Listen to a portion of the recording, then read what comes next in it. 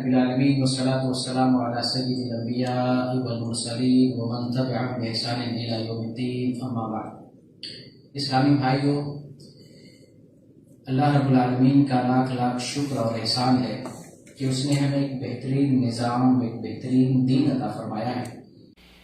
اس دین میں اللہ تعالیٰ نے ہمارے لیے خیر، بھلائی اور ہر قسم کی خوبی رکھی ہے۔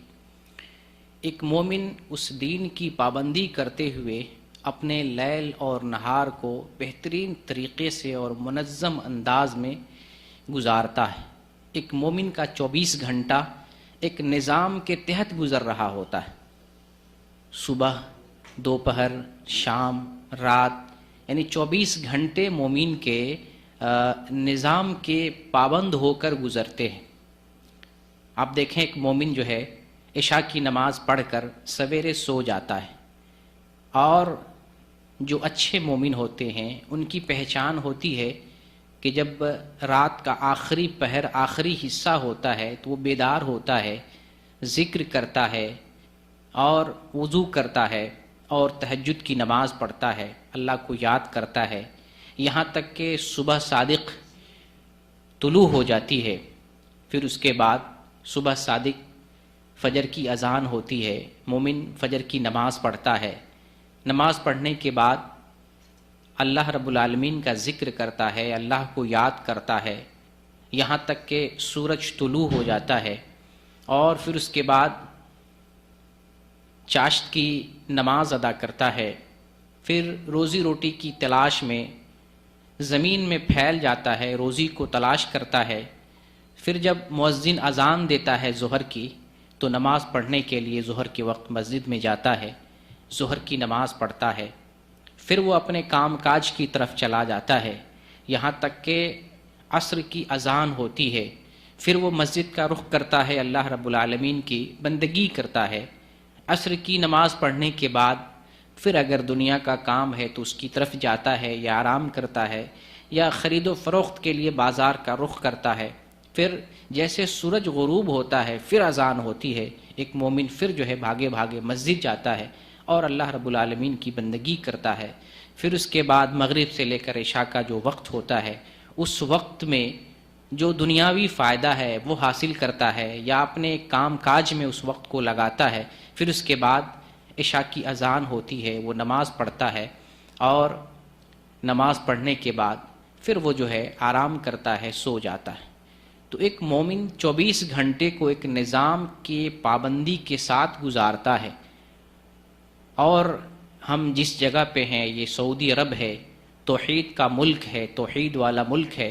یہاں پر ہر وقت جو ہے اللہ کی طرف ہمیں بلایا جاتا ہے، دین کی طرف بلایا جاتا ہے۔ نماز کے وقت میں چاروں طرف سے صدائیں بلند ہوتی ہیں اللہ اکبر کی، اور ہم آواز کو سن کر مسجد میں آتے ہیں اور اللہ کی بندگی کرتے ہیں۔ لیکن جب آپ کافروں کے ملک میں جاتے ہیں، کافروں کے دیش میں جاتے ہیں، تو کب فجر ہوتی ہے، کب سورج نکل رہا ہوتا ہے، کب سورج زوال پذیر ہوتا ہے، کس وقت جو ہے ظہر کا وقت ہو رہا ہے، کس وقت جو ہے عصر کا وقت ہو رہا ہے، کس وقت سورج ڈوبنے کا وقت ہے، کس وقت جو ہے عشاء کا وقت ہو رہا ہے۔ گویا کہ مغربی ممالک میں، کافروں کے ملک میں آپ ایک وقت ڈیوٹی پہ جاتے ہیں، جیسے 6 بجے آپ کی ڈیوٹی ہو اور 6 بجے شام تک ڈیوٹی ہو، صبح سے لے کر شام تک آپ ڈیوٹی پہ گئے، ڈیوٹی کر کے آپ واپس آ جاتے ہیں، اپنے گھر آ جاتے ہیں۔ آپ کو بیچ میں اوقات کا پتہ نہیں چلتا ہے، آپ بس بیٹھے بیٹھے اپنی ذمہ داری کو ادا کر رہے ہوتے ہیں۔ کوئی 10 بجے آفس جاتا ہے، اور 10 بجے دن میں آفس گیا، 10 بجے رات میں وہ آفس سے واپس آتا ہے۔ اس درمیان میں کیسے سورج نکل رہا ہے، کیسے سورج زوال ہو رہا ہے، کیسے جو ہے عصر کا وقت ہو رہا ہے، کیسے سورج ڈوب رہا ہے، اس سب سے اس کو کوئی مطلب نہیں ہوتا ہے۔ جبکہ اسلام نے جو نظام دیا ہے، ہر وقت جو ہے ایک وقفے کے ساتھ ہمیں اللہ کی طرف بلایا جاتا ہے۔ جس نے کائنات کو بنایا ہے، جس نے سورج کو بنایا ہے، جس نے دن کو بنایا ہے، جس نے رات کو بنایا ہے، اس کے ذریعے سے ہم وقفے وقفے سے اللہ کو پہچانتے ہیں، اللہ کو یاد کرتے ہیں اور اللہ کی بندگی کرتے ہیں۔ تو یہ مومن کے جو ہے شب و روز ہوتے ہیں، اس کے جو شب و روز ہوتے ہیں وہ پابندی کے ساتھ گزرتے ہیں۔ اللہ رب العالمین سے دعا کرتے ہیں اللہ تعالیٰ ہمیں پابندی کرنے والا بنائے.